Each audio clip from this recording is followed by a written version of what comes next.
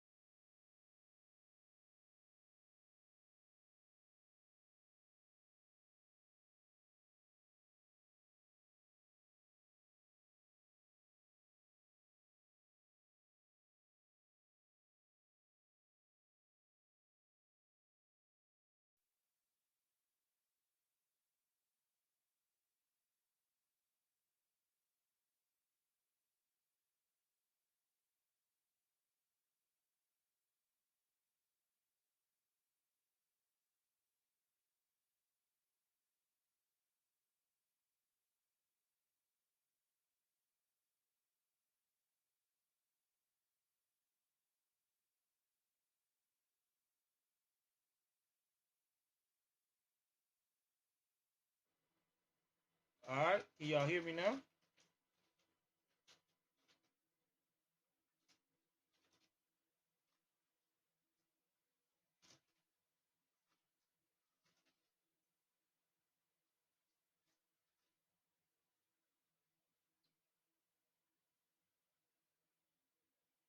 All right, fantastic. Okay, thank y'all very much for showing up. Welcome to another edition of Joel Davis Media Network. I'm your host, Joel Davis. I want to give a shout out to everybody that is currently on the stream as we speak on Rumble and on YouTube. Sorry, I have not done a lot of streams lately. I have been helping my wife recover from surgery, which I told you guys when a little rough couple of weeks trying to get that, but now she is getting better. So you will see a little bit more of me than what you've seen in the past. So I know that I'm late to the party about what's going on with Diddy, and I wanted to make this a actual how can I put this?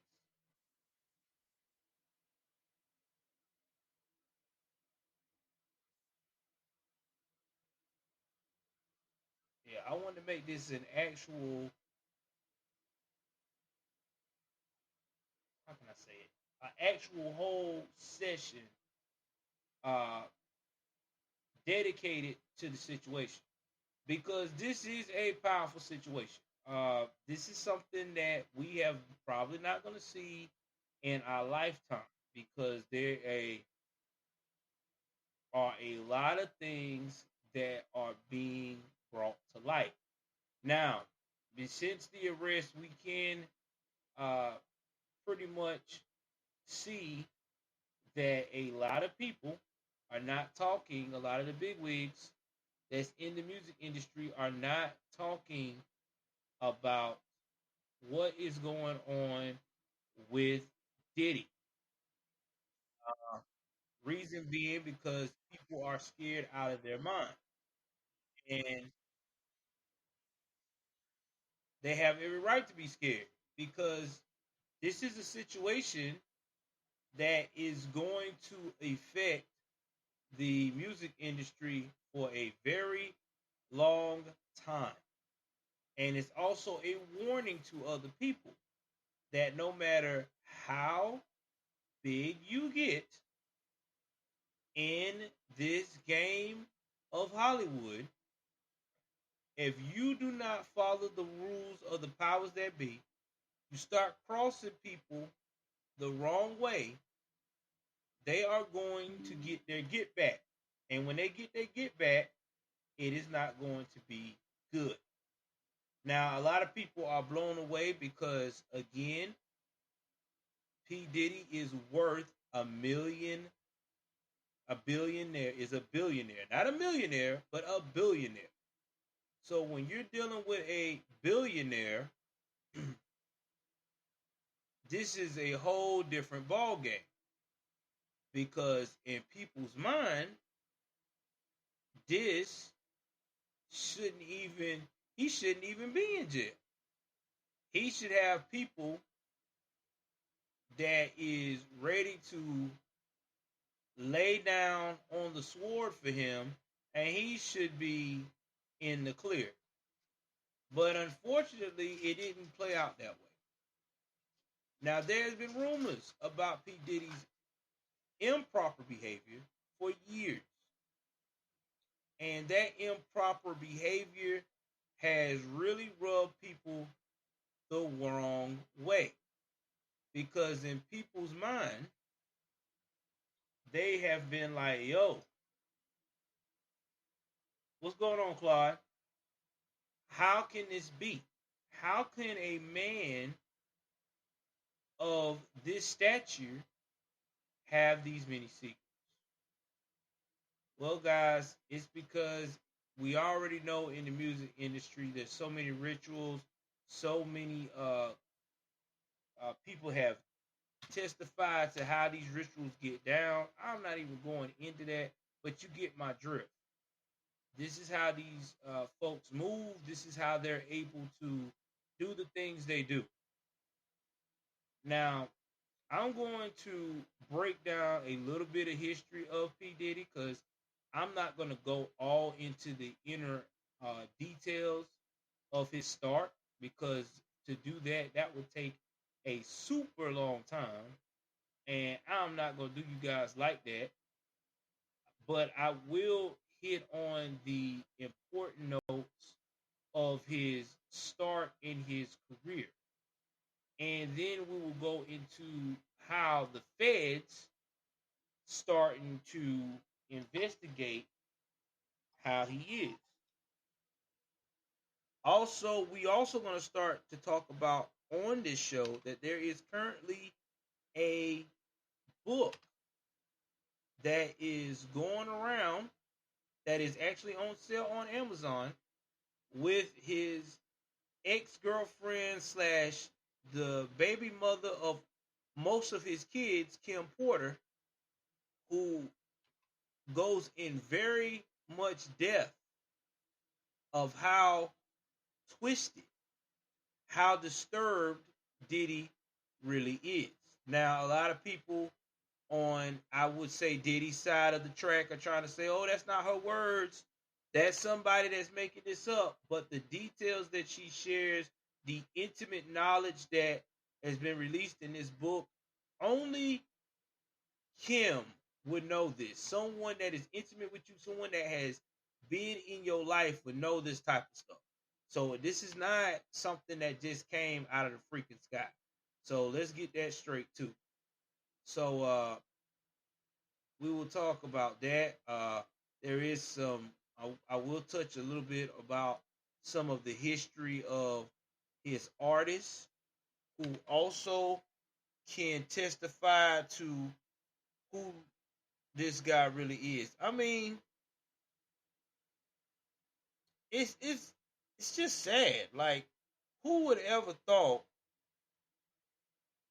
that a man of this type of power would put himself in this position? You would think a man of this power, seeing what has happened to Russell Simmons, what has happened to R. Kelly, what has happened to all of the greats right now in the music world, you would think that Diddy would have common sense enough to change his ways.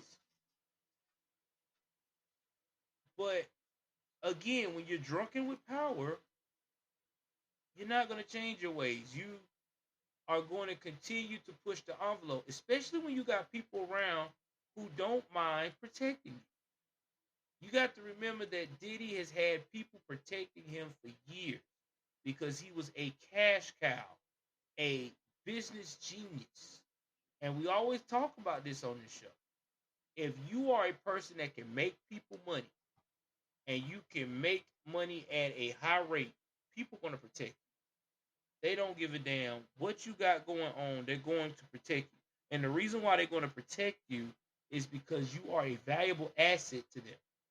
But once you stop making the money, just like we saw with uh, R. Kelly, as we have saw with Harvey Weinstein, they cut you loose. They put you out to the wolves. You are no longer important.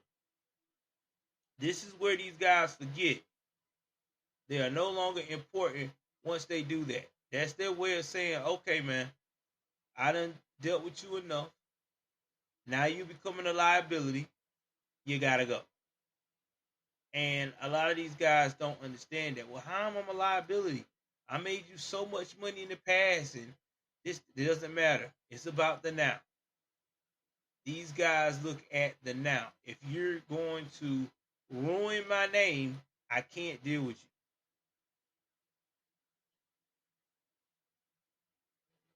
That's how they see it. And that is an awful thing to get labeled being a liability risk. Nobody wants that. Nobody.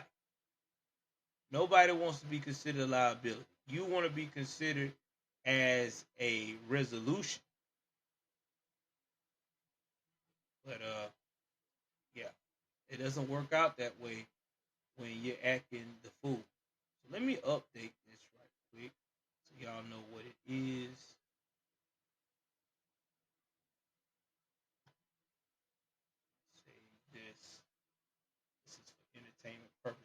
tonight. Going in.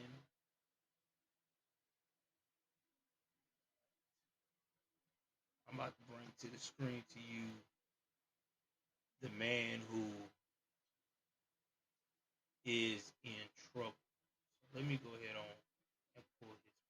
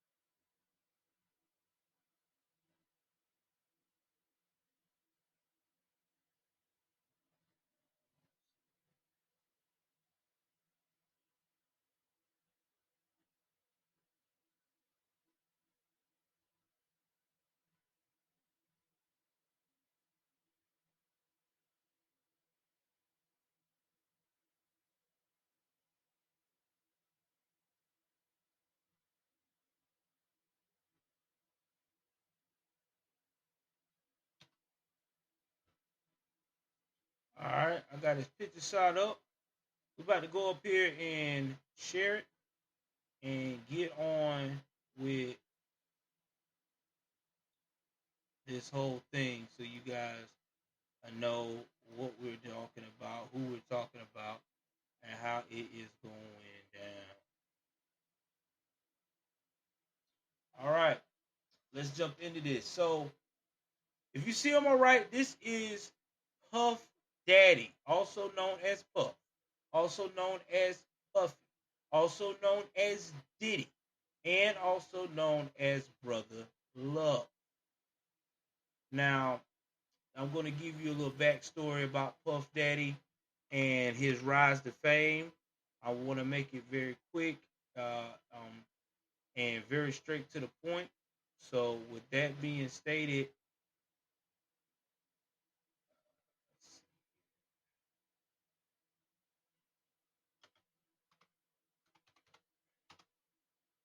we're going to go and talk about it. Now, P. Diddy's real name is Sean Combs.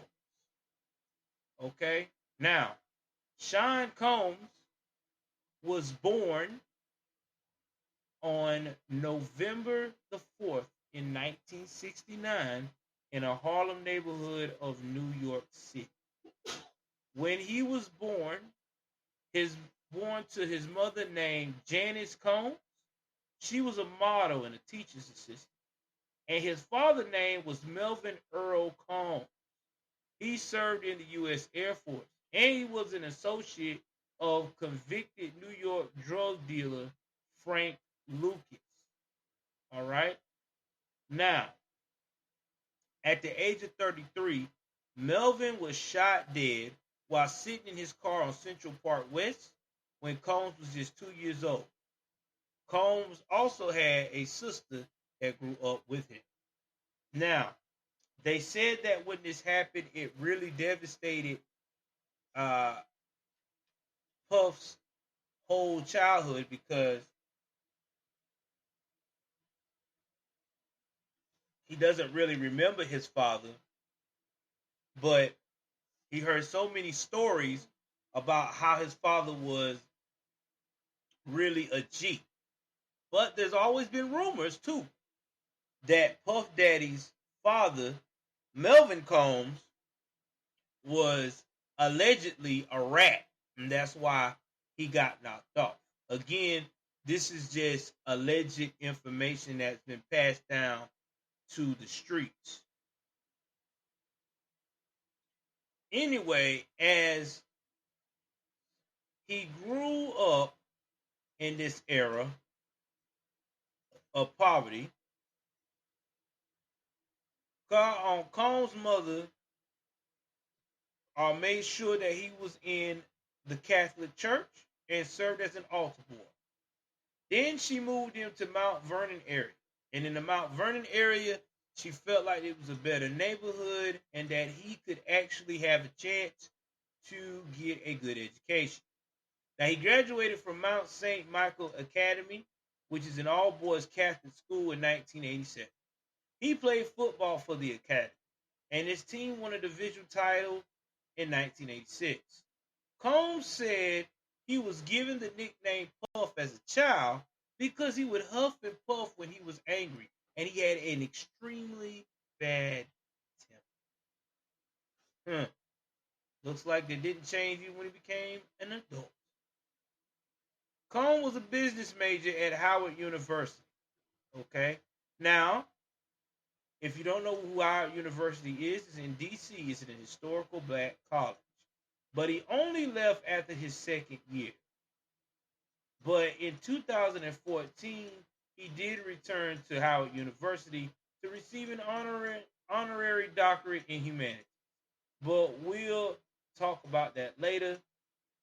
And he also was able to deliver the university's 146th commencement address. Now, Combs at the time really had a thing for music. All right, he wanted to be in the music business. This was his calling. This is what he wanted to do. So, when you got that calling bug, he decided to actually start trying to find him an internship.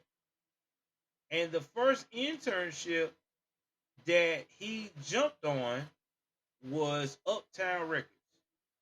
Now, Uptown Records back in the day was considered to be a very premier place to be at. All right. When we talking about hip hop, what they call that joint? Uptown Records. It was the joint. I mean, that's just what it was. Everybody wanted to be a part of that actual label because it was a premier label. Now, this label was ran under the guidance of Andre Harrell. Now, if you don't know who Andre Harrell is, I will give you a quick synopsis of Mr. Andre Harrell. Now, Andre Harrell was a guy who first started out in the music business in a rap group called Dr. Jekyll and Mr. Hyde. Now, he was with Alonzo Brown in 1980. Now, they signed with Profile Records the following year, but then they broke up in 1986. And that's when he founded the record label Uptown Records that same year. Now, he was also Andre Harrell was very close to Clive Davis. Please keep in mind Clive Davis because he's very important into how we arrive into the history of Diddy being in the situation that he's in.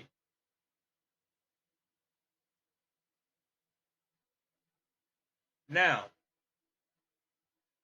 when Andre Harrell first met Diddy, he was impressed because Diddy had this go-getter spirit.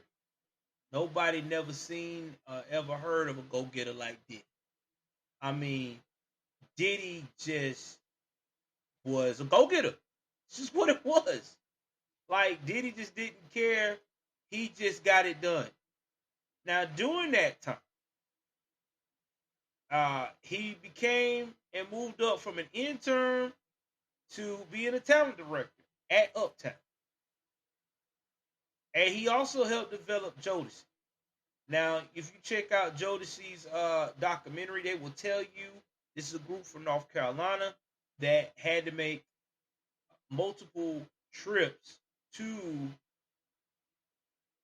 not multiple trips. They actually had to really put in work after they even got discovered by Andre Harrell to even get a shot at being a part of the lineup. I mean, they'll tell you more in depth of that in their actual documentary. Again, you can look it up.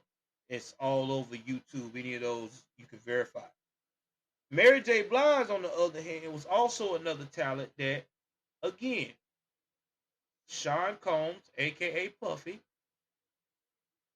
actually developed. Now, in his college days, though, there was rumors that Diddy threw parties. He threw a lot of parties, especially when he became a part of the his college fraternity. Now I forgot the name of the fraternity for the Howard University, but I know once he became a part of that fraternity, he would throw a lot of parties. He was well known for that. He was the party man. People would tell you anytime you wanted a good party, he was the one to come to. I mean, that's just what it was. Everybody called him the party man.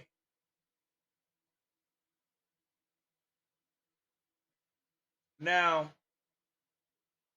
as time went on, he also had around that time in the 90s Usher to be living with him as well. At 13 years of age, to be a part of the uh, Flavor Camp, Puffy's Flavor Camp. It was supposed to be this camp that developed young artists. And Usher was like the first of those young artists that was a part of that. Now, he had said in 2016, Usher, that, hey, listen, Usher had a wild lifestyle. Even back then, I saw a lot of things, this, that, and the third. And this is back in 1991. So again, from 1990 to actually going into the mid 1990s, Puffy was wide open. Now, Puffy also had another best friend named Heavy D. They grew up together. They were real tight. Now, Heavy D is also a rapper. Well, they had decided in 1991 to promote an AIDS Found fundraiser to make people aware of what was going on, because AIDS was really, really, really, really the talk of the town back then in the 90s. People were just completely scared to death because there was actually no cure or no way to slow it down. Well, during that time, that's when the City College of New York Gymnasium was where it's going to be having its party at.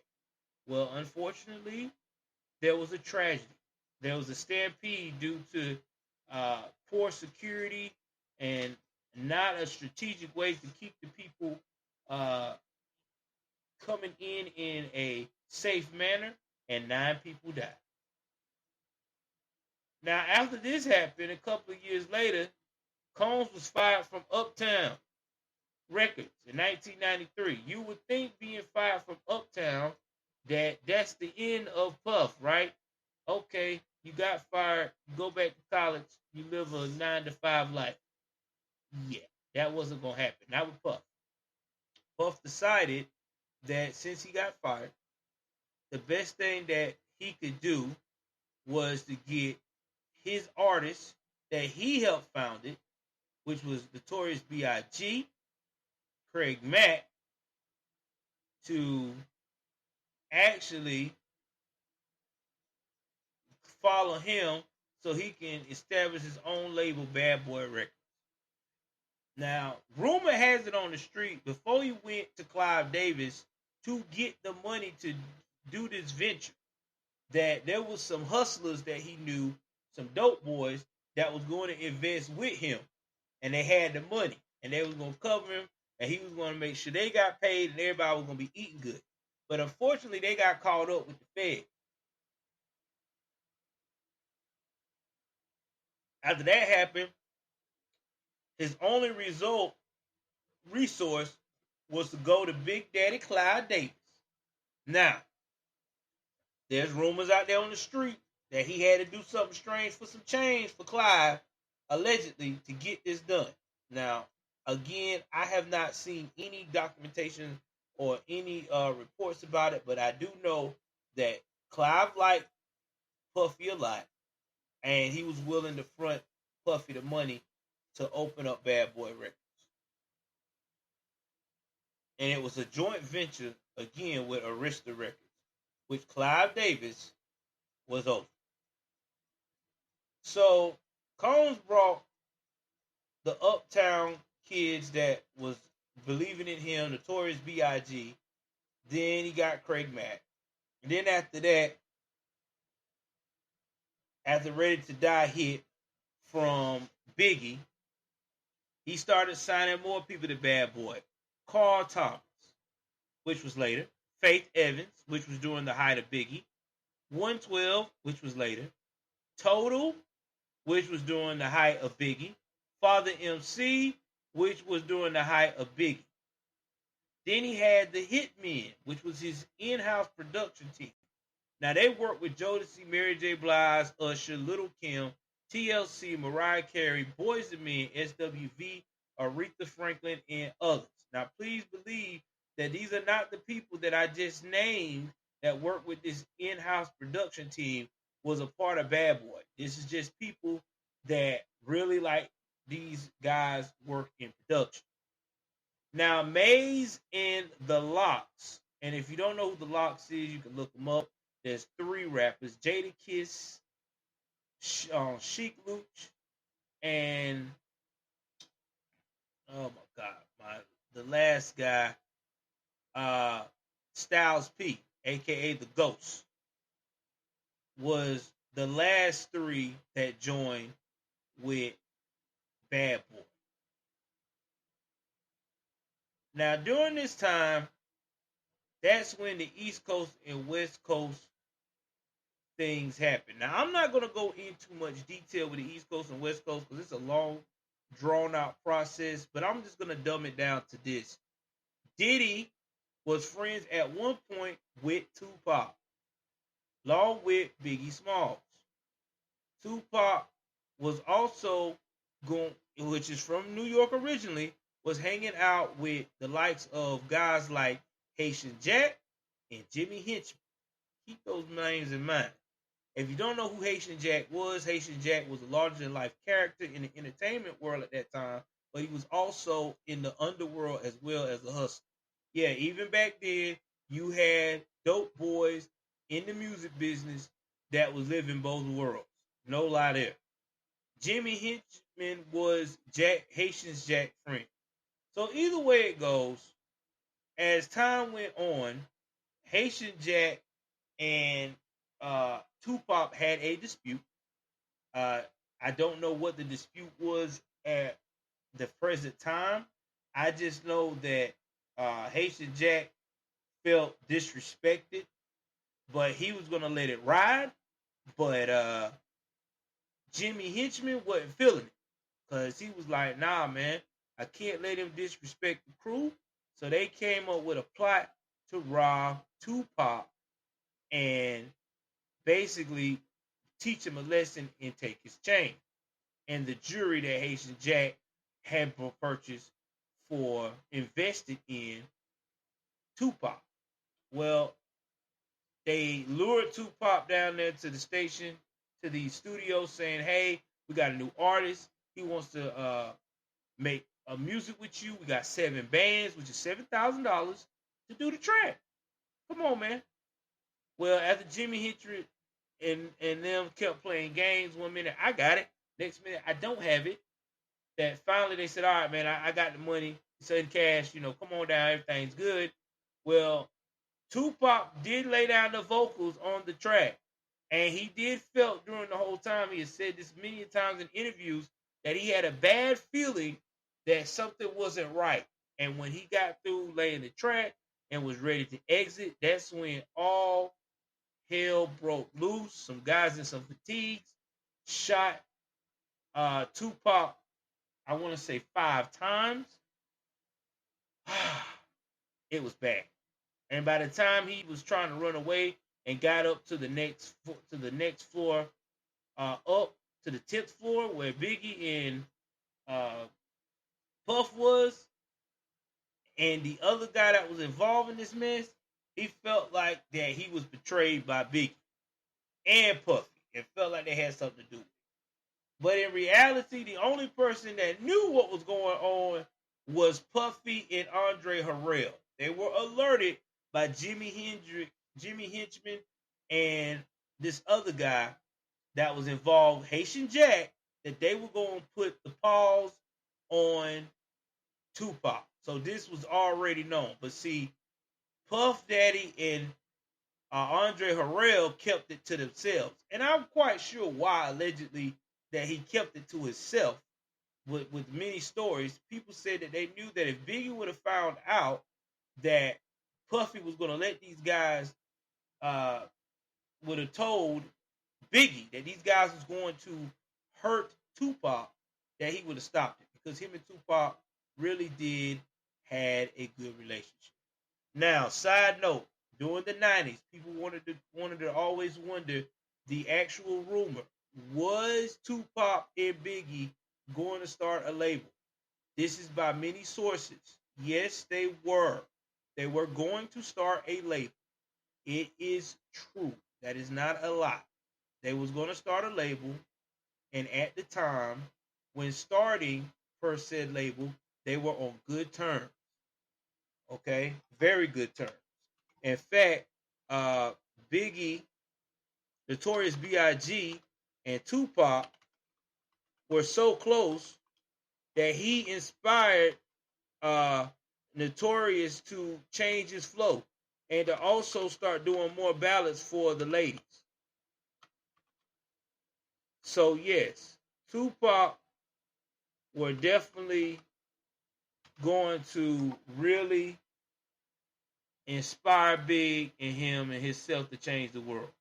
So it was pretty sad that these two were not able to pull that off, because I really felt like if those two could have survived all of this cutthroat stuff that was going on in the industry at that time, they would have been a force to be reckoned with, man. For real, for real.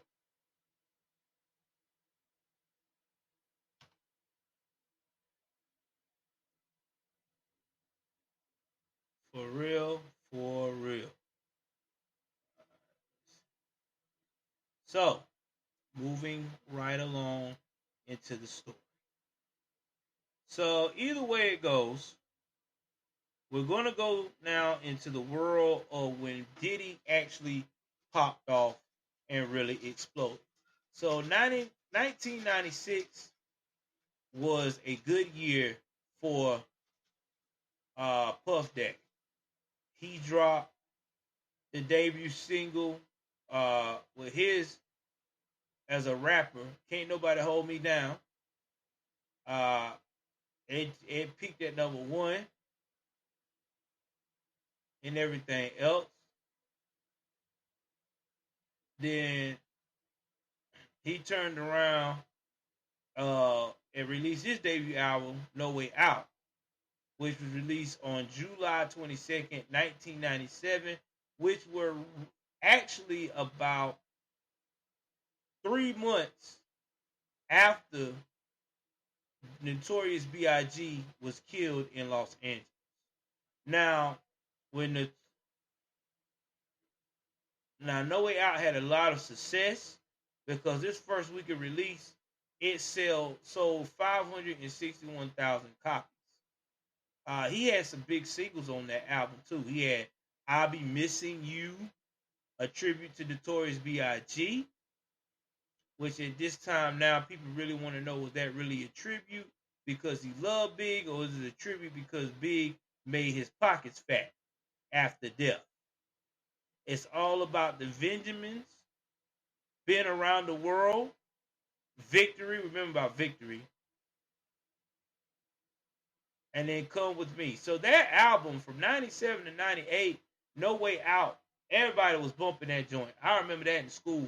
You anybody that was a bad boy fan on the East Coast especially, they had that album. They was bumping that.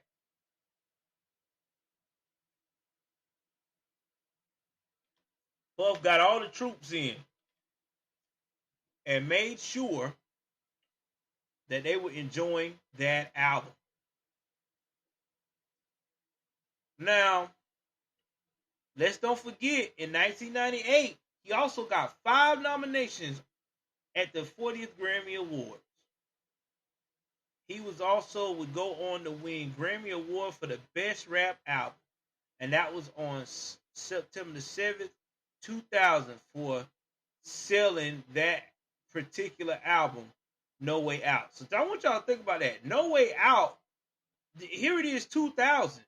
This joint was released in 1997, and it was still popping charts for 3 straight years. I mean, that album was just that hard. And not to mention, too, that album as well was certified multiple platinum.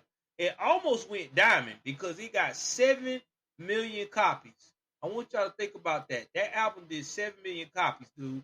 That's like 7 times platinum. If he would have went 3 more times, he had 3 more million to sell, he would have been considered diamond. That would have been a diamond album. So yeah, Puffy was out here. Puffy was out here getting it now. He was getting it in the music scene. Just straight getting it.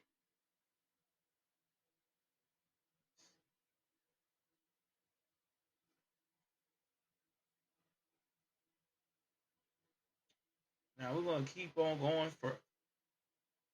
So he's at the height of his success in 1997 and to late 90s to early 2000s. Life is good. Like, this guy is on top of the world. But here comes the dirty laundry in 1999. So Combs was charged with assaulting Steve Stout of Interscope Records. Now, if you don't know who Steve Stout is, I'm about to show you who he looks like.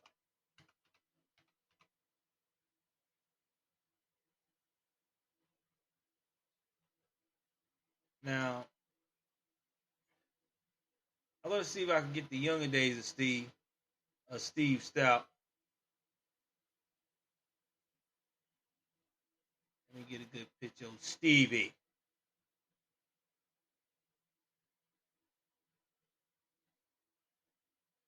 So y'all guys can see old Stevie Stout here. And here we go, Steven Stout. About to go share this right here. Y'all hit the like button, man. Hit the like button. Share this, share this, share this. A lot of information coming down the pipeline about Diddy. This right here is going to be a masterpiece that I've been working on for you guys, so y'all can get an idea of who he is and how we arrived to here.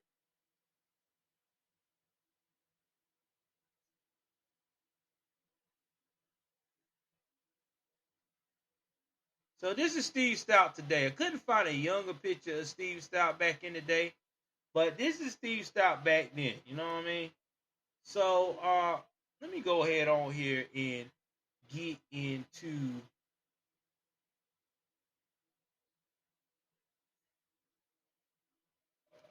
Steve Stout.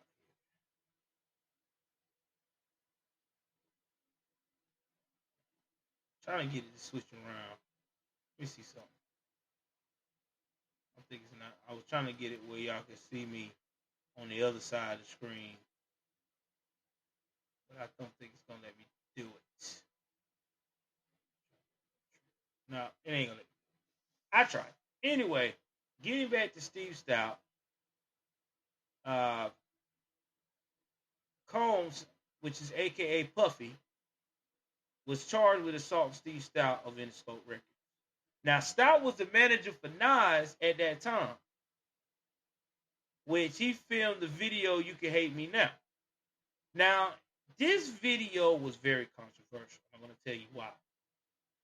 Combs was concerned that that video featured a shot of Nas and Combs being crucified was blasphemous.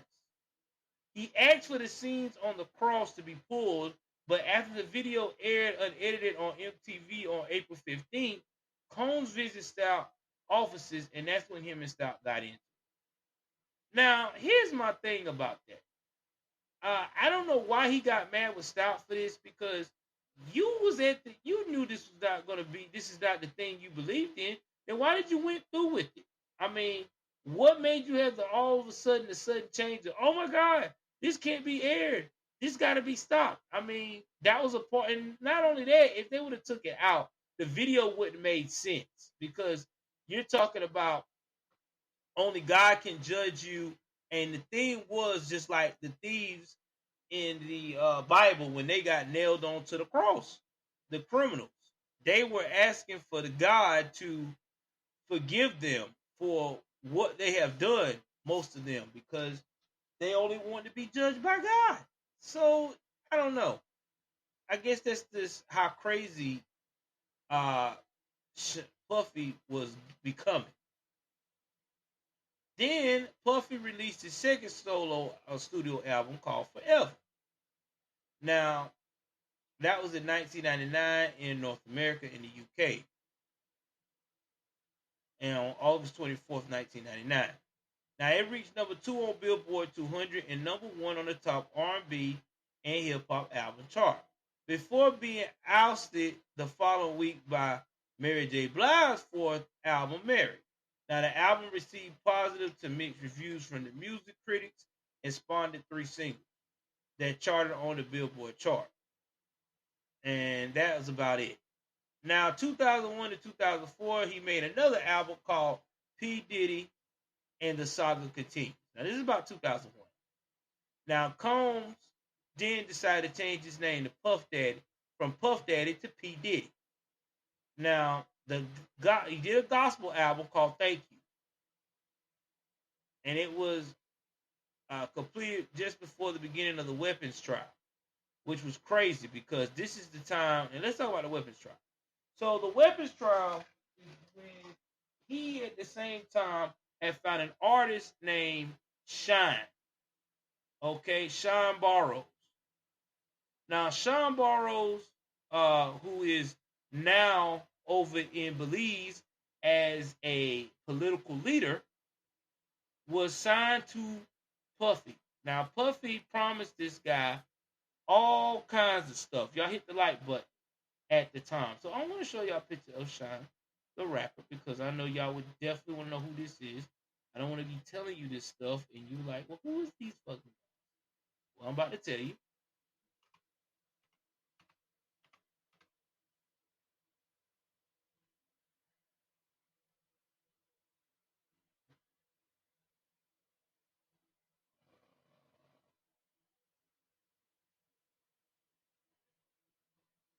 First name is Moses, but nickname was Sean Barrow.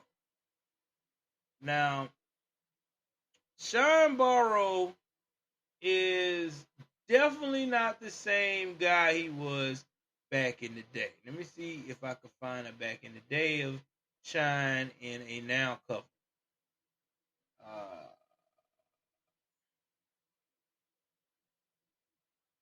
I'm trying to find it.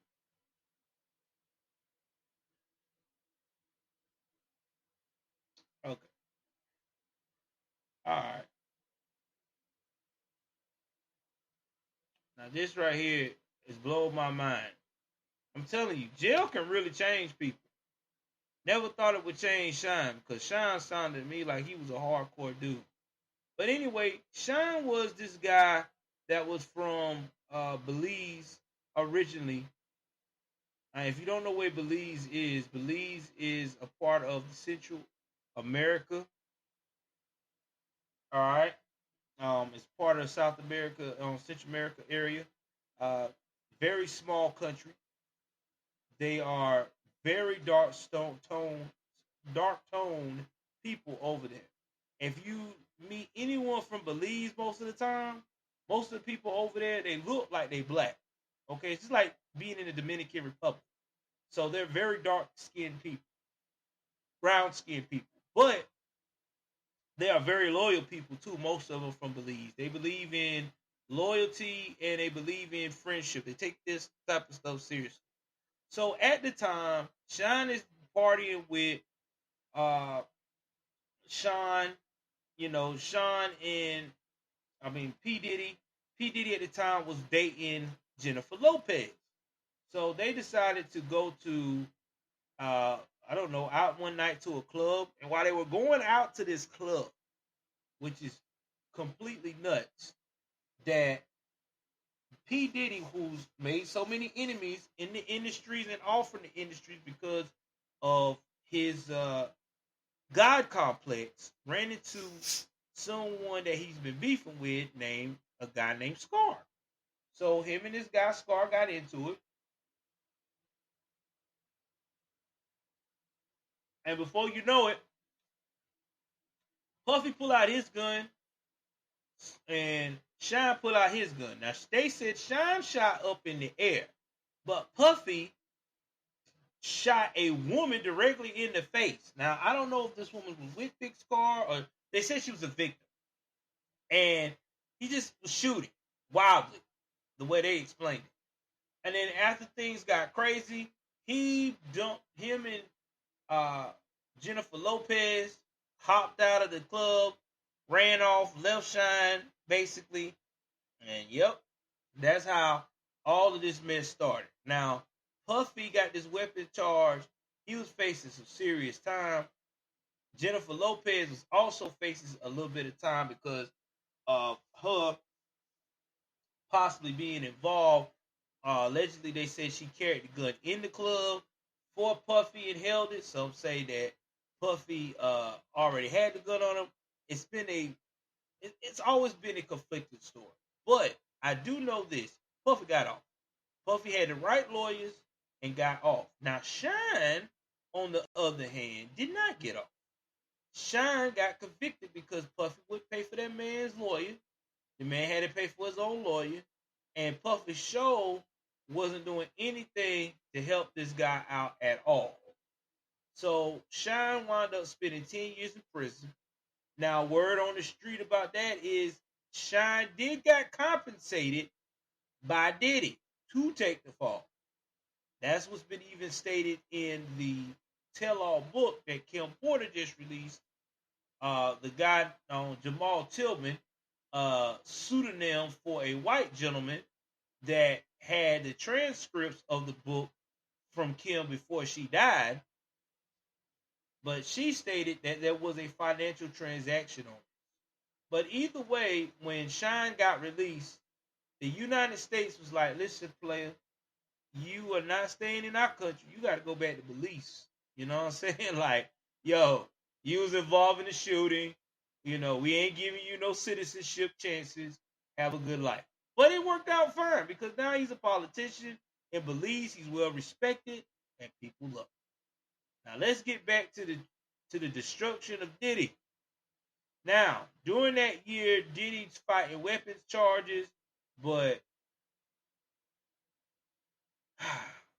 he had the nerve to get his film on. He was appeared as a drug dealer in the film Made with Halle Berry, Heath Ledger, and Billy Thornton in Monster Ball. Now, so yeah, he's a drug dealer in the film Made, and then Monster Ball. He played a pretty good role in that too, because he was like Halle Berry's baby daddy, who's on death row. So you gotta check out Monster Ball. It's when Halle Berry is at her freakiest with Billy Bob Thornton. It's crazy. Very intense, passionate scene. Then Combs began working with a series of artists that's just for him. Now, he was also a manager of Khalees. And if you don't know who Khalees is, she's the one that made that song, My Boyfriend Bring All the Shit to the Yah, Yah, Yah, Yah. Yeah, she made that. And she was also the one that is the ex-wife of Nas. But that's another day, another time. Then he also would open act for NSYNC. And he signed the pop girl group Dream to his record label. And he was the producer of the soundtrack for the film Training Day. So he was getting it in. Now in 2001, Cone decided to end his Bad Boy distribution deal with Arista Records. He wanted to gain full control of the label, he wanted his catalog, and his roster of artists. Then the saga continues. Released on July the 10th in North America, was the last studio album released by the joint venture. Then after that, the album reached number 2 on the Billboard 200 and the top R&B hip hop album charts, and it was eventually certified platinum. It is the only studio album under the P Diddy name, and the first album by Sean Combs not to feature any guest appearances by Jay-Z or Little Kim. Combs was an executive producer, also of the reality TV show Making the Band. And now, Making the Band was pretty interesting. He had all of these people fighting for a spot to get on Bad Boy. Because again, Bad Boy was still the shit. And his job was to get these people to like do some of the most craziest things. When I say craziest things, I'm talking about he might make them go all across town to get him a coffee, have so many minutes to come back, have them working all night singing. Now, during that time, uh, he had the band. That's the first act. Then he had Danity Kane, Day 26. Then he had Donnie Klang.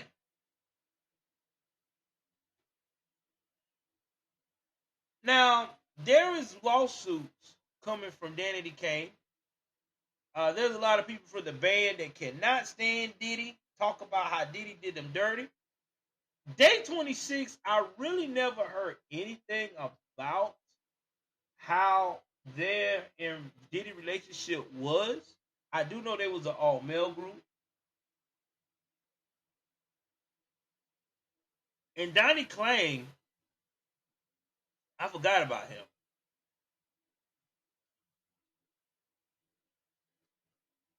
Uh, he only released only one album, and I don't know what happened to him after that.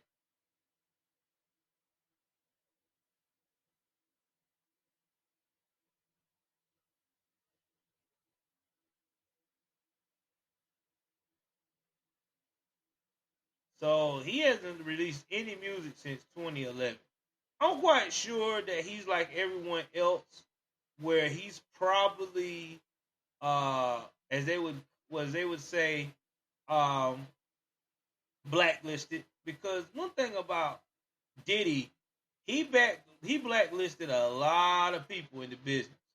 And if he once he got done with it, he was blacklisted in a heartbeat. Now, Day 26, these guys, they still going strong. Um,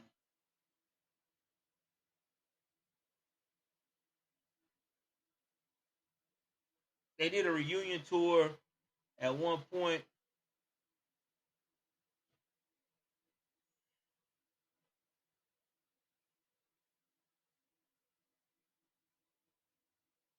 So yeah, it's crazy about where these guys are at now.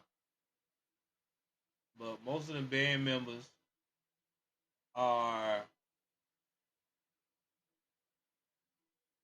doing reality TV shows and stuff like that. So there's some people that have survived Diddy on their own, but there's others that's like, yeah, it was fun while it lasted and didn't make it.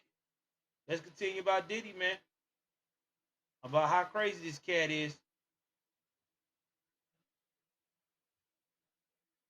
Now, 2005. Now P. Diddy decided that, I'm tired of being called P. Diddy. Just call me Diddy, baby. That was on August the 16th of 2005. He made the announcement. Then he decided to do another film where he was played as Carlito's Way Rise to Power. He played Waterly Younger in the 2004 Broadway revival, A Raisin in the Sun. And then the television adaptation that aired in February 2008.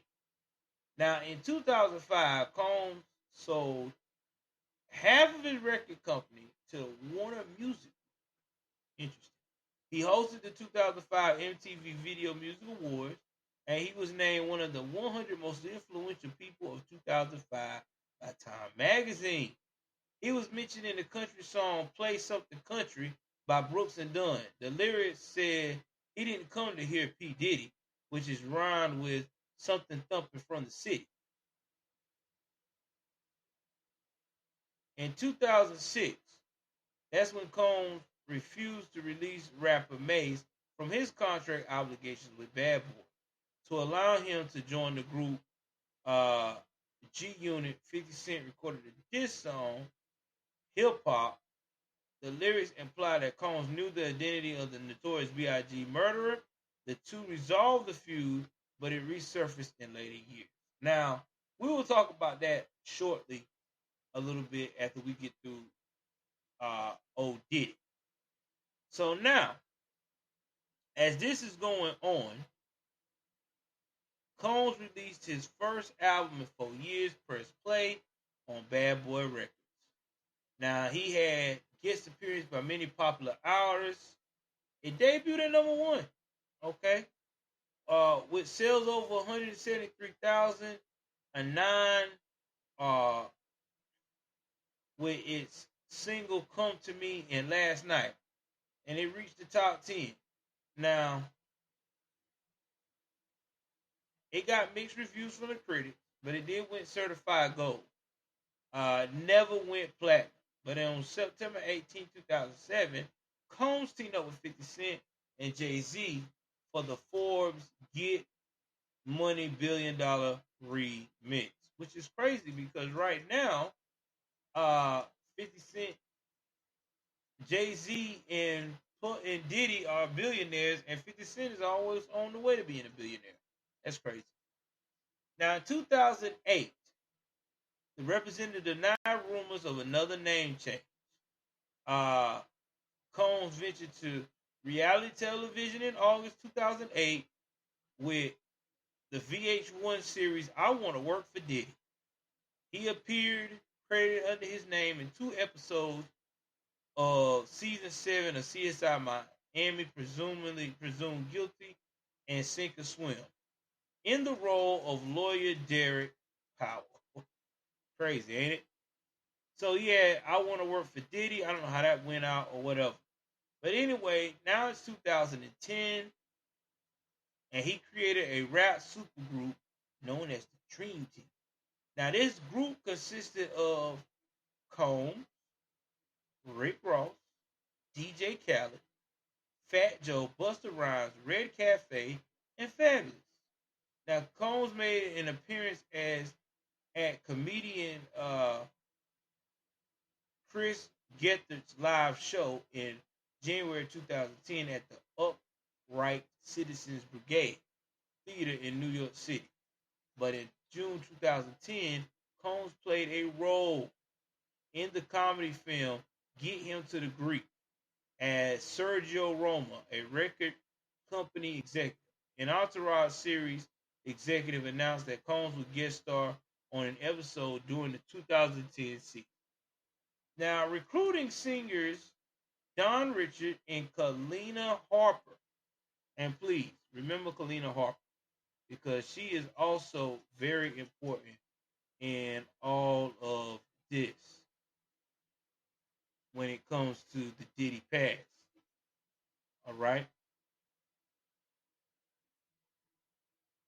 All right, let me get my chain of thought. Combs formed a female duo, Diddy Dirty Money, in 2009. The trio's first and only album, Last Train to Paris, was released by Interscope on December 13, 2010. And I remember that album. It was a pretty good album. The release was preceded by 4 singles, Angels, Hello, Good Morning, Loving You No More, and Coming Home. Each saw mixed success on the Billboard's Hot 100. Although the latter peaked at number 11 on the US Hot 100, number 4 in the UK, and number 7 in Canada, Combs produced the group and often performed with them. On March 10, 2011, Diddy and Dirty Moment performed Coming Home live on American Idol. Then on 2011, April 18, 2011, Combs appeared in the season 1 of Hawaii Five-0. and he was starring as an undercover NYPD detective.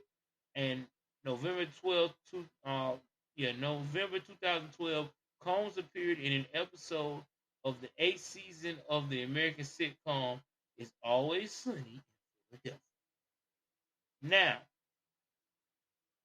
2014, February 26, 2014, Holmes premiered Big Homie, featuring Rick Ross and French Montana as the first single from his mixtape Triple M, Money Making Mitch, which was originally scheduled to release that year. Now, the song was released for digital download on March the 24th, and 2 days later, the trailer for the music video was released. The full version of the music video was released on March the 31st, my birthday. Combs used his former stage name, Puff Daddy, for the album. Now, Triple M was released as a free mixtape album of 12 tracks on November 4th, 2015. In July 2014, an Israeli record producer, Guy Gerber, released the collaborative album uh, 1111 as a free download. On June 29, 2015, Combs released the single Finna Get Loose, which featured vocals and production by Pharrell Williams. Now, 2015, Bad Boy signed Gizzle, told the press that she was collaborating with Combs on ultimately canceling album No Way Out 2 sequel to his 1997 debut. She described the music as unique. The mindset is to be classic and to be epic and really live up to that. We know it's all that's just a tall order, but we welcome the challenge. In April 2016, Combs announced that after this album and its accompanying tour, he planned to retire from the music business and focus on acting. Ah, but hold on for a second.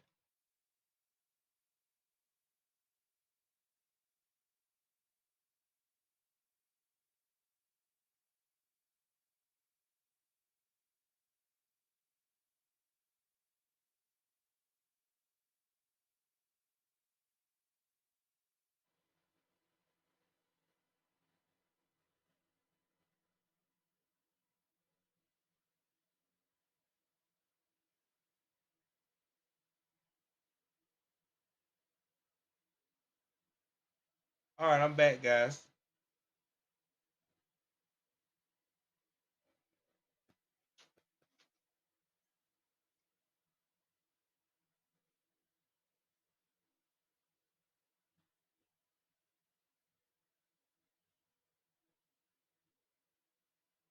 All right, I'm back, guys.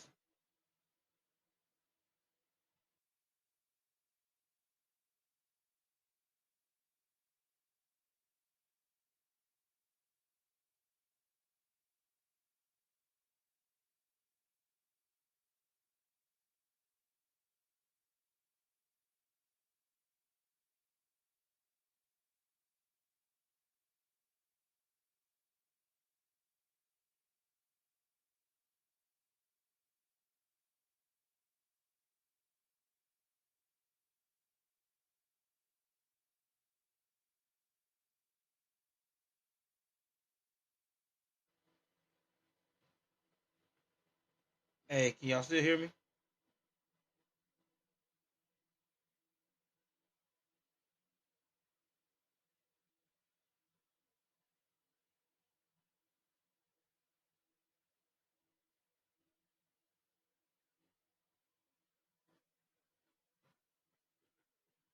Hey, can y'all still hear me? Victory, remember about victory, and then come with me. So that album.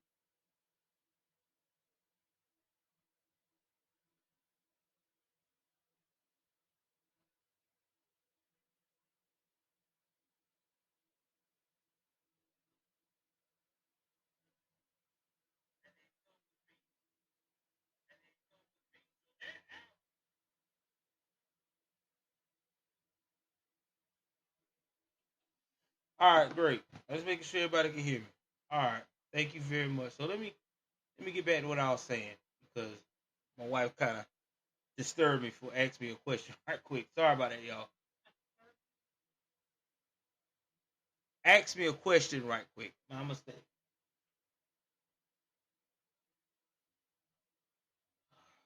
Anyway, getting back to what I was saying.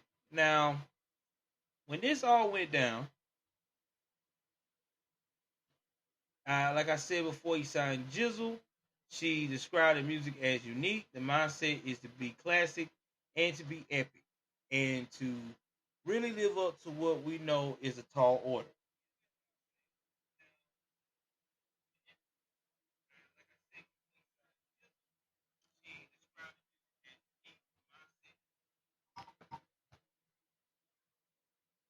Now, as that um, is going on with that challenge, being welcomed into the music industry, in April 2016, Combs announced that after his album and his accompanying tour, like I said before, he planned to retire from the music industry to focus on acting.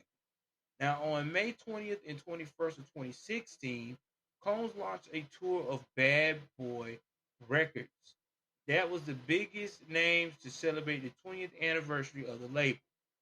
Now, the documentary Can't Stop, Won't Stop, A Bad Boy Story was covering the two shows at the Barclays Center in Brooklyn, and as well as behind the scenes events was released on June the 23rd, 2017.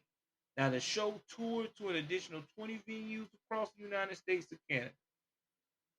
Now, when 2018 comes around, that's when on 2017 of November, he decided to tell the whole world on the Jimmy Kimmel Live show that his new name was going to be called Love, aka Brother Love.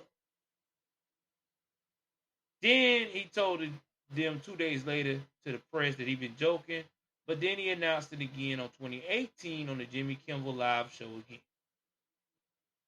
So anyway, as he's going by that name, that he swore out that making the band was going to return again on 2020. But due to COVID-19 pandemic, it failed to do so. Then it was delayed again for a release in 2021. Before, after that, I guess MTV was like, listen, it was good while it lasted, but this show got to stop. Now, after that happened, Combs decided to produce a new singer from Nigeria named Burna Boy. And his first album was Twice as Tall. Now, that was released in August 14th of 2020. And y'all need to check that out because I tell you what, I didn't know that that type of music is good.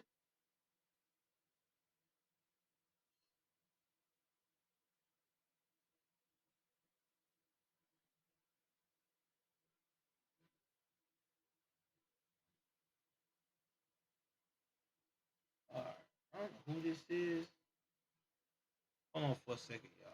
Let me look at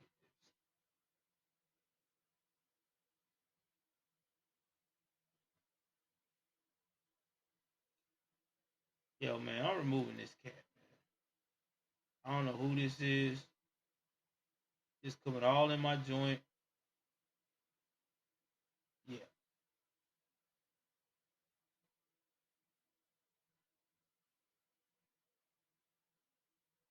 yeah. I don't want this dude nowhere near me. This guy's a dummy. I don't know who this damn troll is, but he's awesome. Fantastic.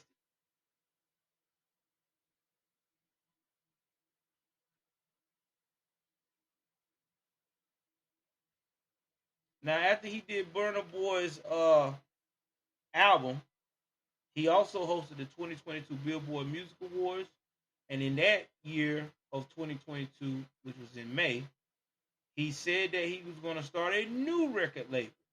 And it was going to be called Love Records. And he was doing a part of a recording contract with Motown.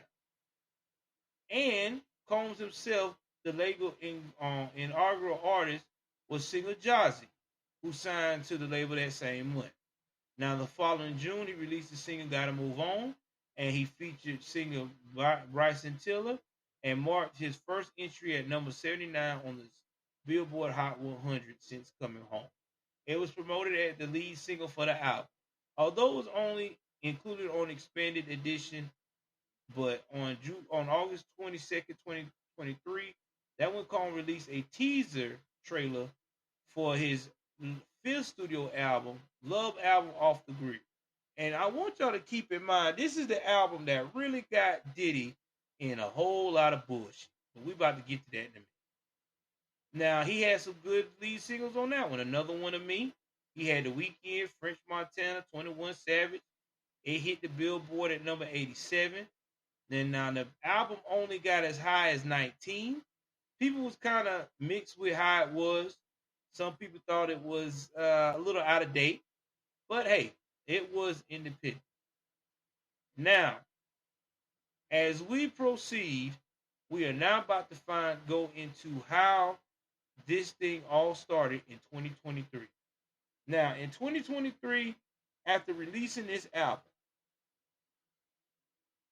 Sean Combs had an issue with his liquor brand that he was in conjunction with, Ciroc, which was acquired by Diageo. Now, Diageo is a British multinational alcoholic company. Now, when you get involved with the liquor game, and you can look this up as well with a lot of the mobsters that's in the business, that it is hard to get in that game. And once you get in there, you have to be like literally follow their rules to a T. If they tell you that you're going to get a certain percentage, you got to stick with that certain percentage. It ain't no, I'm going to do what I want to do and fuck you. It doesn't work that way. You got to stay on code with the liquor game. Well, unfortunately, I guess Diddy started seeing that he was hitting billionaire status with all the things he was accomplishing in his life, that he felt like, hey, I should be able to get what I want with Ciroc. So at the end of the day, Diageo started focusing their money on their other brands because they was like, listen, you're the face for Ciroc, people gonna buy it. And there was another liquor company that Sean owned as well. And let me make sure I got the name of that right too.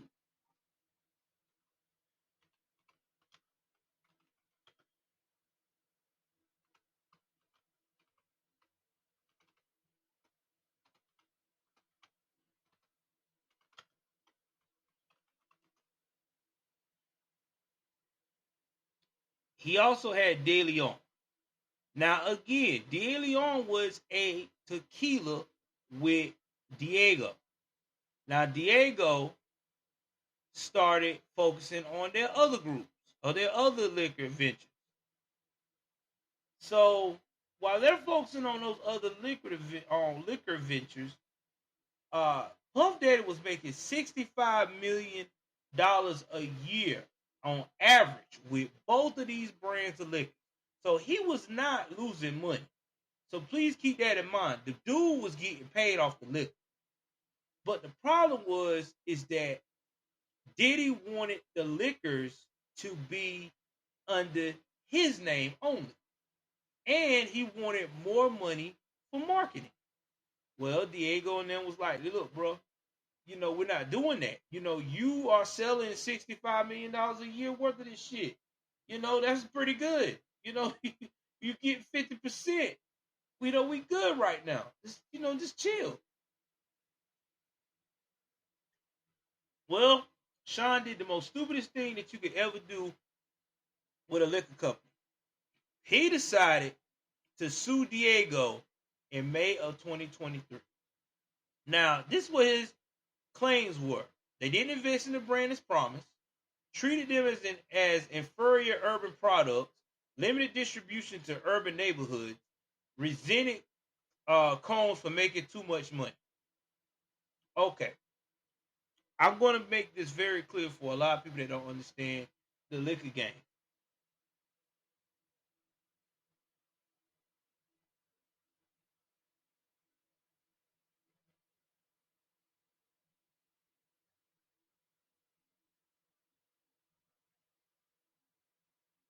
Tell you, boy, I must have made it. But we got trolls tonight, baby. I made it.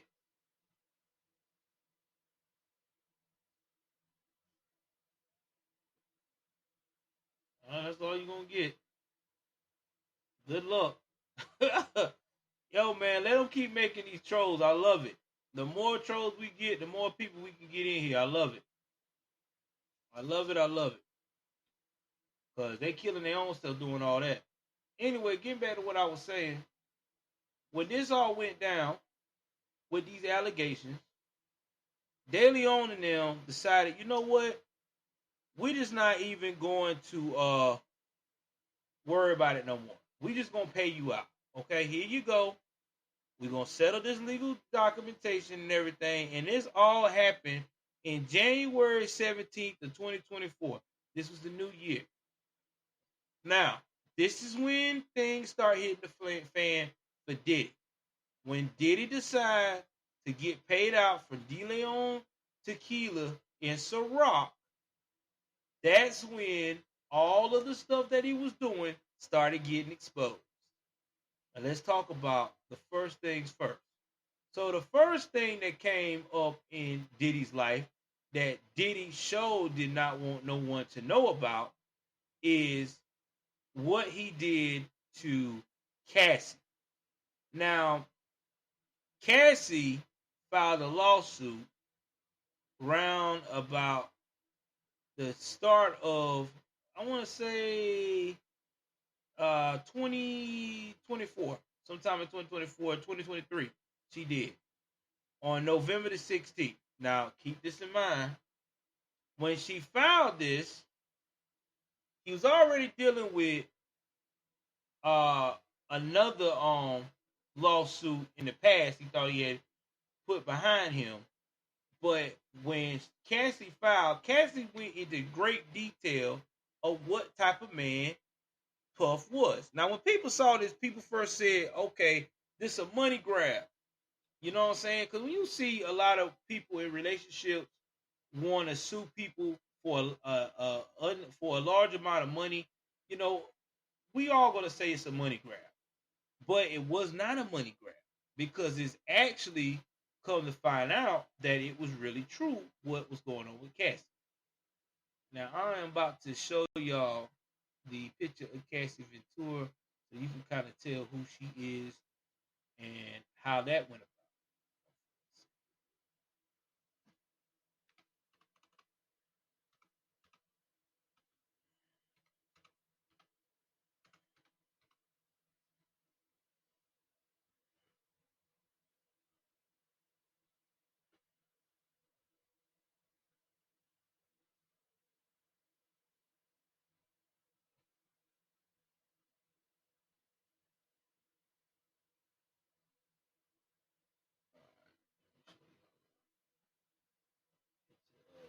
Cassie, one moment, I'm pulling it up now.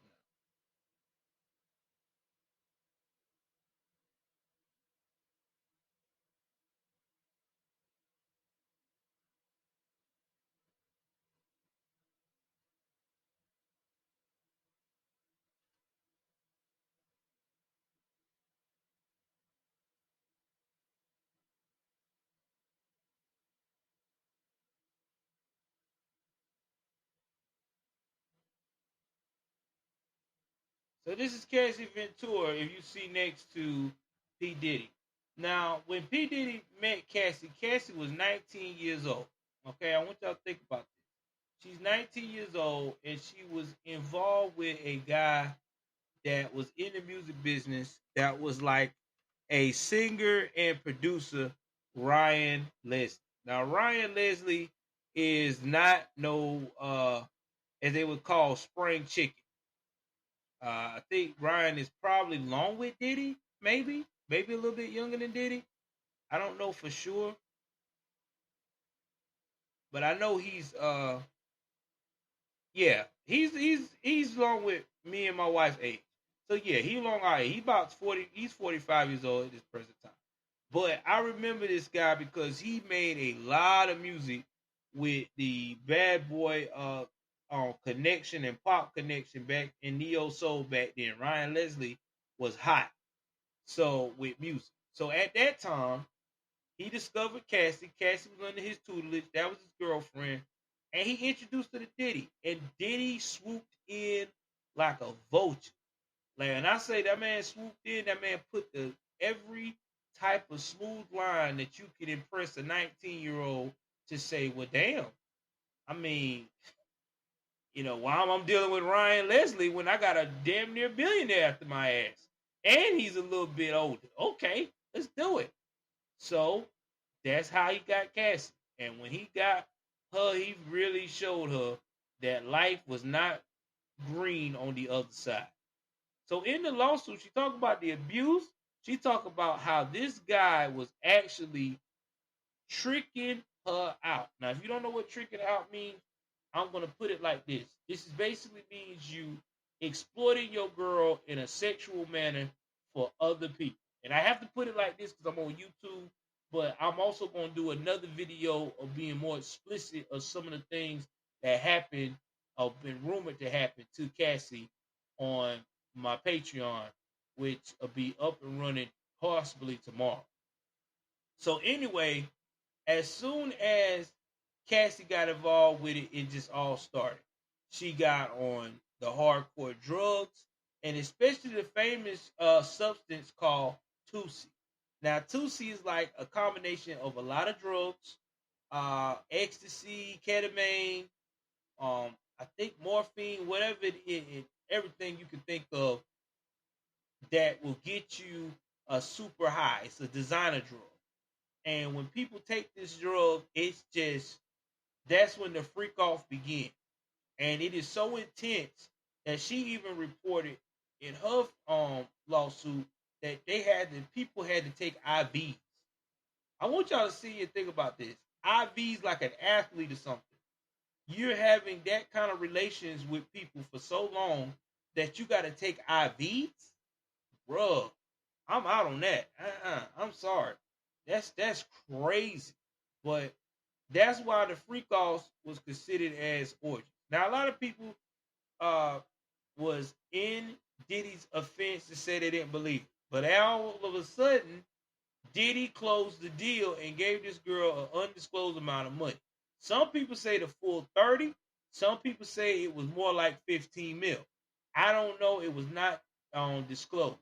But as soon as he did that, the feds began to investigate who he really is. Now, during this time, the feds also was looking at another uh, lawsuit. And this is by the gentleman on that Love album. Remember I told y'all about that? Little Rod. Now, Little Rod had a whole freaking book, pictures and all, about everything that Diddy was trying to get him to do. Even went as far as saying that Diddy was trying to get him to engage in men on men relations. Also tried to get him to uh, let my one of the girls from the City Girls, Miami, whatever her name is, to her sister to mess with him. Also, there was an allegation that he drugged Little Rod Jones one time and had him dealing with sex workers, male or female. So it was just getting out of hand with what was saying. Now his son was saying, "Oh, it's pure fiction," but that's not the last thing. The other thing was the other allegations coming from women from his past that also said that they were remember that he recorded them back in the 90s and they was in college and that they were forced to mess with him and Aaron Hall. Now, people can believe Aaron Hall because there's a clip, and I will try to put that also in my sources, that Aaron Hall, the R&B singer, which was part of Guy, and he has also talked about how he would brag about having relations in front of his boys and brag about how he could basically do what he do, which is disgusting. I don't know why you would even brag about something like that on public TV. And believe me, Aaron Hall is damn near 60 years old. So that's like your granddaddy getting explicit in front of your face. It's like, oh God, dude, stop, go home. So yeah, it's crazy. But this is how sick these guys were back in the day. All right, and still is. So when this came about, all of a sudden the FBI showed up at the house of Puffy back in March. Now, when this happened, this blew everybody's mind. March 25th, 2004, you had three of his homes raided: the Los Angeles home, the New York home, and the Miami home. At the same time, they couldn't they did it at the same time, and that's how the feds work. They come at you at the same time. And Department of Homeland Security was involved, and their search warrant came from the Southern District of New York. The search warrant. Now they said allegedly, as of now, they have pulled out the following out of that house. The houses. They found videotapes, like media. They confiscated laptops. They said they discovered, that's right, 1,000 bottles of baby oil. Yeah. And other things as well. And drugs as well, too. Now, when that was all discovered, that's when 6 months later, they picked up Diddy, and Diddy's in jail. Now, let's talk about why Diddy is not out of jail. Now, Diddy went in front of the court, which was last week, twice. The first time he went in front of a judge and asked for bail, they were like, hell to the no, right? No bail, you're not getting. So his lawyers tried again. They were like, all right, man, this is what we can offer. A $50 million bail package. You can take my mama house for collateral. You can take my Los Angeles house for collateral, as long as I can stay in my Miami house or my New York house as well. Not to mention, too, I will have security that will document who comes in and out of my house. There will be no women around me unless it's my immediate family, like my daughter, my sister, and my actual mother. Not to mention, too, I will have an ankle monitor, and I will not even access anything towards any of the victims. Like, you can monitor me all day, y'all. I just do not want to go to jail. The judge was like, fuck that. We're not doing it that way, Diddy. You are a danger. You have access to people. You are a flight risk. Yeah, we got your passport, but you got so much money, you can make you a new passport. We can't trust you. Jail you go. So he is now in the worst jail of all time for a federal person to be held at in Brooklyn. Now, oh God, y'all, whoo, the things that's going on in that jail is crazy. Let's talk about that Diddy's jail situation.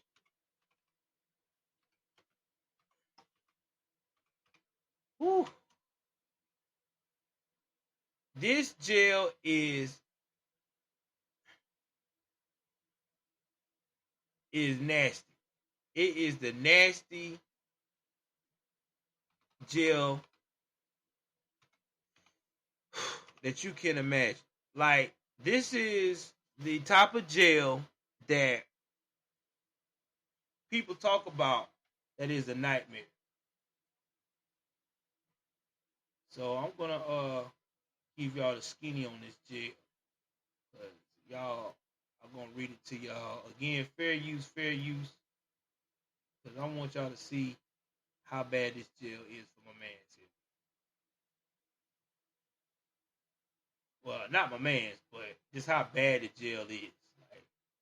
Like you, yeah, ain't nobody get you. You're not getting out of that jail.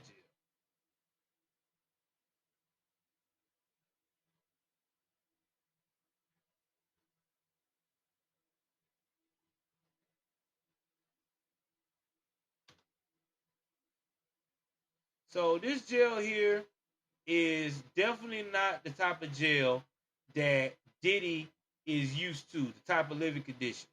We're talking about a man that is used to being at 48 million, 28 million, sometimes as high as $65 million mansions, to now being in a place that is not even fit for uh, human living conditions at all. Not even consumption, living conditions. So right now, he is in a place called MDC. That is what it's called, the Brooklyn Metropolitan Detention Center. All right. He is possibly separated from everybody else, which is because he's a high risk, high target person. They say right now he is on what you call uh, unalive watch. Unalive watch is basically to make sure, I think that's a regular precautions for anybody of his status to be in a culture shock situation like this. Uh, they said that he most likely is concerned about his kids,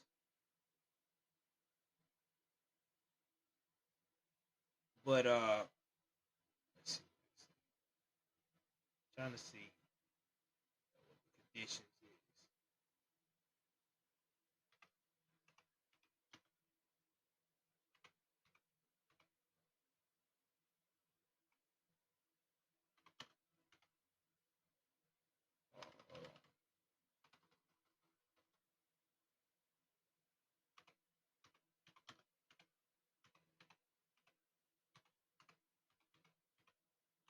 All right.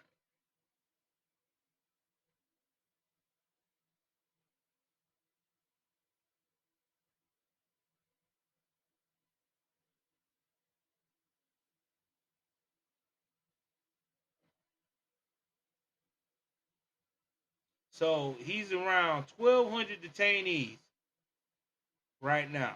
It's like about a waterfront. There's a lot of violence. The conditions is horrible. Now, they said that this place is the type of place, like now it's becoming the fall of the year. They don't get heat in this place. There is no heat in this place in the wintertime. You are always cold.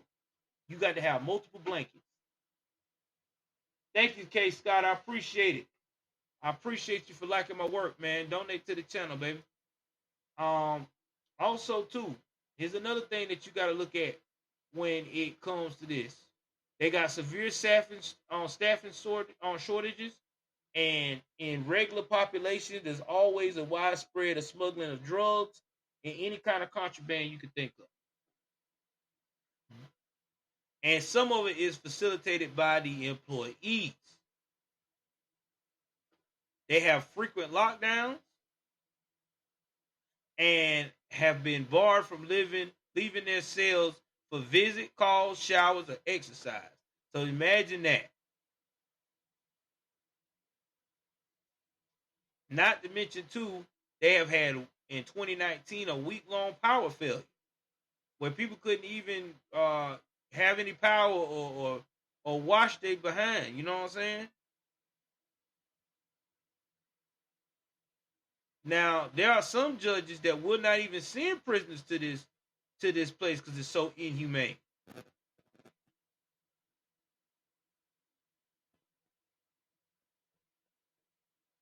Now y'all got to remember too. There's been a lot of people remanded in this. R. Kelly has been here. Uh, Maxwell the singer. Uh, Bankman Freed. He was also there. So yeah, it's a rough prison.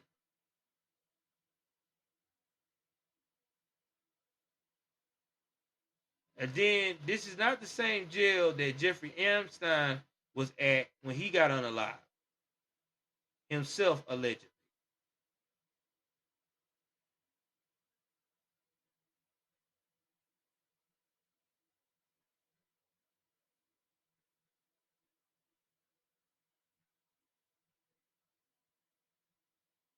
So anyway,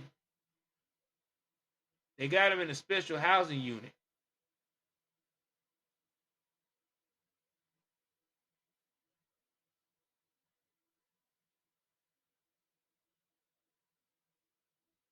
And right now, they're trying to get him moved to the New Jersey federal jail, but they said it's up to the feds, and the feds probably doubt it. I doubt they are. They want this guy to suffer. And let me tell you why. They want Diddy to break so they can get Diddy to turn over any information they feel like that can help their case. This is what the feds do, man. The feds is twisted. They don't give a damn. If they know they can get you to squeal, and this is not by my personal experience, this is what I heard from my family members that's been in the feds. They gonna do everything they can to make you uncomfortable because they want to see you break. And that's what they're gonna do to Diddy. They're gonna probably keep him in the worst condition. They're probably gonna cut a lot of his limited access to family and stuff like that, only to his probably to his trial lawyers and stuff. They want him to feel it. And they want him to be so overly stressed that when he comes to them, he's going to unload everything. And that's why all these celebrities are shaking in their boots. Because this man is in a situation where a lot of people can get fucked up. So what do I feel about do uh Diddy deserve what's happening to him now about freak offs? Well, here's the thing, y'all. There's nothing wrong with being an adult and being a freak. I'm gonna put that out there now. I mean, everybody got a freaky side. Everybody got a high sex drive, low sex drive, or interested in whatever. The problem is with Diddy high sex drive situation is that he had women and men wanting to leave when they started to feel uncomfortable, and he wasn't allowing them to leave. See, that's when it gets sticky. You know what I'm saying? Because everybody's trying to promote that the defense going to say, well, they were adults and they were consenting. Okay, that's cool. But the problem is they wanted to leave. These people saying they wanted to leave, and there's documentation. There's and the feds probably got it on videos allegedly that he wouldn't let these people leave. So when you holding someone against their will and won't let them leave, then they're messed up with partaking in drugs, or you keep feeding them drugs while they're under the influence. This is what happens. This is when you become a Fed case. I mean, that's just facts. That's why you gotta be careful in this day and age how you party. Me myself, at the age I am, if I'm a superstar, I'm not partying with nobody. I'm only partying with one person, my wife. And we is going to be not under no influence of nothing. Maybe a little wine and alcohol, but ain't gonna be no substances because I ain't trying to hear that. Hell no. Because this right here is more than just a eye raiser. This is disturbing in all aspects. So yeah, Diddy's not getting out anytime soon. The trial could be anywhere from months to years. I just know that right now the feds are going to probably delay this trial so they can make him sweat because the whole deal is to make Diddy sweat. Diddy gonna wind up doing a deal. I'm telling y'all that now because if he takes this to trial, he ain't gonna come out on the best side of the fence because the federal conviction rate is 95% in the United States of America. The government do not hardly lose. I think it's probably about 98% now because it takes a miracle to beat the damn feds. But anyway, we'll keep you posted on the story. I hope y'all enjoy this podcast about what's going on with uh P. Diddy. Again, if you want to see unedited version of content, I will start putting it on my locals as well for this podcast here. And if you want to see my unedited content on my crime stories, which I'll be finishing my Killer Neighbor season this week, you can also check that out on my Patreon, which would be You Can't Make This BS Up. All right. So again, thank y'all very much for joining me. I appreciate y'all. Take care of yourself and each other. Drop in the comments and tell me what you think about P. Diddy, man. Do you think P. Diddy gonna beat the case? And do you think that P. Diddy lost his protection when he sued the alcohol beverage company. Tell me what you think, man. I want to know y'all answers. Take care. Y'all know what it is. I'm out.